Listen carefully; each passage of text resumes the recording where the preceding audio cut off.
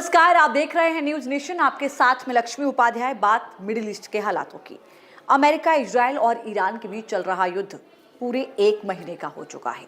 28 फरवरी से इसकी शुरुआत हुई। 28 मार्च यानी आज की वो तारीख जब इस युद्ध में क्या हालात हैं और किस तरीके की परिस्थितियां, कैसे कहां से अटैक हो रहे हैं, इन तमाम विषयों पर हम चर्चा करेंगे और आने वाले वक्त में ये युद्ध किस दिशा में जाता हुआ नजर आता है।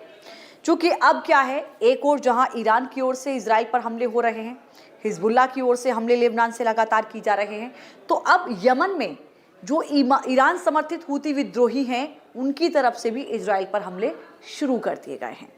और सबसे खास बात यह है कि 2000 किलोमीटर दूर बैलिस्टिक मिसाइल दागी गई है।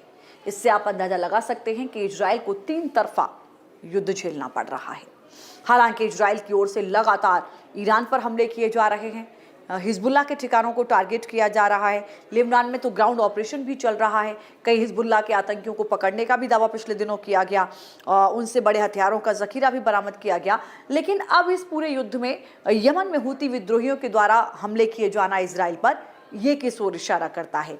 दूसरा, आप देखें तो इजराइल की ओर से भी आक्रामक हमले किए जा रहे हैं। इस बीच ट्रंप के बयानों को आप नजरअंदाज नहीं कर सकते।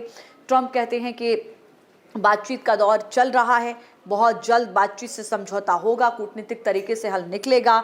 लेकिन वो दूसरी ओर ये भी कहते हैं कि हम लगभग जीत हासिल कर चुके हैं और हमने अपने टारगेट्स भी लगभग कंप्लीट कर लिए हैं। लेकिन इजराइल कहता है कि अभी जो हमारे लक्ष्य हैं वो हमने आधे हासिल किए हैं, अभी हमारी आधी लड़ाई हुई है। तो क्या आने वाले दिनों में युद्ध और बढ़ेगा? सवाल ये है कि ईरान की ओर से ये कहा जा रहा है कि जब संवाद की बात होती है तो संघर्ष और ज़्यादा क्यों बढ़ाया जाता है। शुरुआत जब हुई इस युद्ध की तो आपको याद होगा कि अमेरिका और ईरान के बीच वार्ता चल रही थी, ओमान मध्यस्थता कर रहा था, यानी कि संवाद हो रहा था। लेकिन संवाद के बीच ही संघर्ष की शुरुआत हो गई। अमेरिका और इजराइल की ओर से हमला कर दिया गया।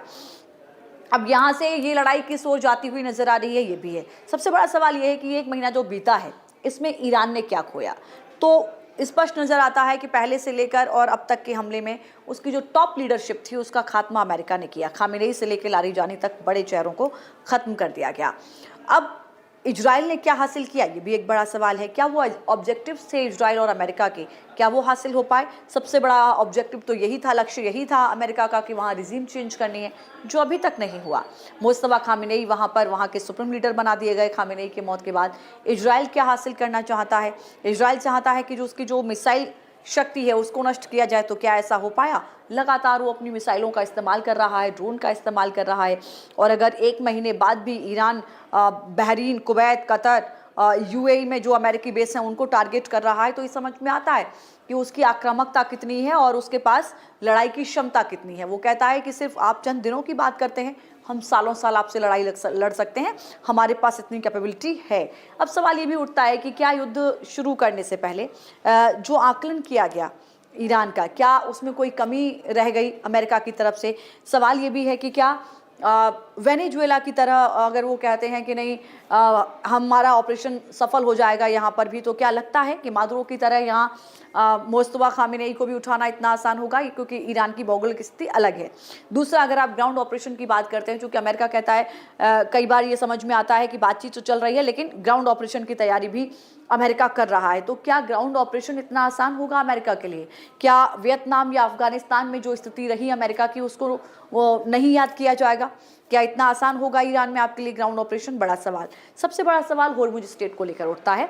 होर्मुज स्ट्रेट को लेकर जो हालात बन रहे हैं, जो ईरान की तरफ से लगातार वहां पर धमकी दी जा रही है कि दुश्मन देशों के लिए होर्मुज स्ट्रेट नहीं खुलेगा। अमेरिका लाख सेफ्टी की कोशिश गारंटी देने की करता रहे, लेकिन वहां पर जो ईरान की धमकी है वो ज्यादा बड़ी नजर आ रही है। इसलिए होर्मुज स्ट्रेट को लेकर क्या कुछ रणनीति होगी? नेटो देशों से ट्रंप ने कहा कि आप आइए सहयोग कीजिए, लेकिन किसी का भी सहयोग नहीं मिला। हालांकि उन्होंने उन्हें नकारा, कमजोर, सब कुछ कहा, लेकिन जिस तरीके का साथ अमेरिका चाहता था वो यहाँ नहीं मिला। कई देशों ने तो यहाँ तक कहा कि आपने शुरुआत करने से पहले तो हमसे डिस्कशन नहीं किया था, अब आप कैसे चाहते हैं कि वहाँ पर हम इसमें इन्वॉल्व हो जाएं, तो बड़ा सवाल ये भी है आने वाले वक्त में क्या एक वैश्विक ऊर्जा संकट गहरा सकता है। होर्मुज स्ट्रेट को लेकर जो स्थिति बनी हुई है, चूंकि दुनिया का 20 से 30% जो है वो वहां से तेल गुजरता है, गैस सप्लाई को लेकर भी एक बड़ा संकट के आने वाले वक्त में खड़ा होगा। हालांकि भारत की तरफ से ये स्पष्ट कर दिया गया है कि कहीं भी कोई भी कमी नहीं आएगी, सप्लाई चेन में कोई दिक्कत नहीं है, हमारे पास भरपूर इतना स्टॉक है और आने वाले वक्त में भी ये कोशिश की जा रही है कि किसी भी तरह की कोई दिक्कत ना हो। लेकिन कालाबाजारी रोकनी होगी। जो लोग बहुत ज़्यादा कई बार आपने देखा होगा यूपी से लेकर कई राज्यों में जब छापेमारी हुई तो एक गैस सिलेंडर के काफ़ी मात्रा में संख्या लोगों के पास मिली, कहीं ना कहीं वो किसी पार्टी से जुड़े हुए थे या जो भी रहा होगा, तो उन पर भी वो कार्रवाई हुई।